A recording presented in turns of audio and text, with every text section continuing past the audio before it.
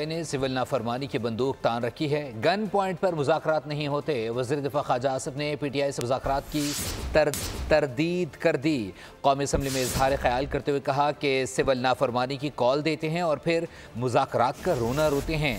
میری زبان زہر اور آگ اگلتی ہے تو آپ کی بھی زبان سے پھول نہیں جھڑتے۔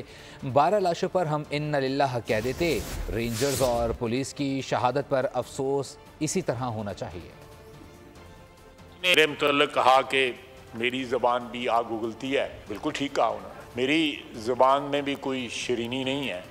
آپ مجھے بتائیں کہ آپ کی طرف سے کون سے جو ہے پھول جھڑتے ہیں جو زبانوں سے جب آپ باتیں کرتے ہیں۔ میں نے کل کنفرم کیا تھا کہ مذاکرات کی کوئی باضابطہ کوئی شروعات جو ہے نہیں کی گئی۔ اس سلسلے میں کوئی رسپانس جو ہے اسی وقت ہو سکتا ہے کہ سبسٹینٹیو قسم کا انیشیٹو لیا جائے۔ اگر کوئی آپ کسی انیشیٹو کی بات کرتے ہیں تو کوئی کم از کم جو ہے یہ گن پوائنٹ کے اوپر تو مذاکرات نہیں ہو سکتے کہ آپ بار بار جو ہے اسلام آباد پہ حملہ کریں، ساتھ جو ہے کال دیں سول نافرمانی کی۔